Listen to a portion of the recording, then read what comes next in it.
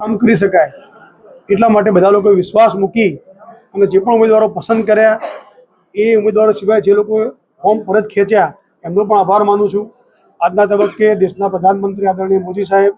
આદરણીય ગૃહ સહકાર મંત્રી આદરણીય અમિતભાઈ શાહ સાહેબ, ગુજરાતના મુખ્યમંત્રી ભૂપેન્દ્રભાઈ પટેલ સાહેબ, આપણા પ્રદેશના અધ્યક્ષ જગદીશભાઈ વિશ્વકર્માજી, અમારા 18 જિલ્લાના બધા જ આગેવાનો, બધા જ પશુપાલક ભાઈ બહેનો અને જેમનો ઠરાવ થયો હતો પ્રતિનિધિ તરીકે,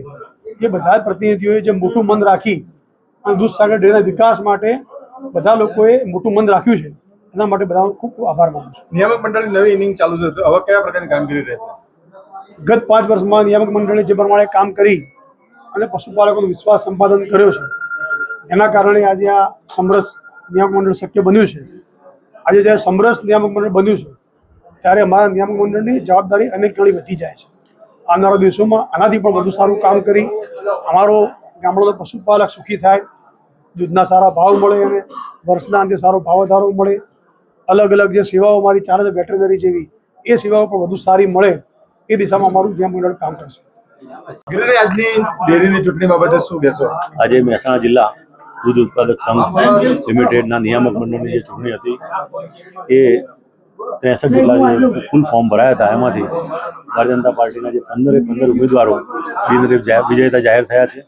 અને બાકીના લોકોએ ભારતીય જનતા પાર્ટીના નેતૃત્વ પર વિશ્વાસ મૂકી અશોકભાઈ ચૌધરીના નેતૃત્વ અને છેલ્લા 5 વર્ષના કરેલી કામગીરી પર વિશ્વાસ મૂકી અને સૌએ ઉમેદવારી પત્રક પાછા ખેંચ્યા છે અને આ દૂધસાગર ડેરી આનાથી પણ વધુ આગળ થાય, પશુપાલકોના હિતમાં વહીવટ કરે અને પશુપાલકોનો ફાયદો થાય એ માટે આપણા દેશના લોકપ્રિય પ્રધાનમંત્રી શ્રી નરેન્દ્રભાઈ મોદી સાહેબ, અમિતભાઈ શાહ સાહેબ, ભૂપેન્દ્રભાઈ પટેલ સાહેબ, જગદીશભાઈ વિશ્વકર્મા સાહેબના નેતૃત્વમાં વધુમાં વધુ આ ડેરીનો વિકાસ થાય એ પ્રમાણે કામ કરવા માટે આ નવું નિયામક મંડળ કામ કરશે એવી અપેક્ષા।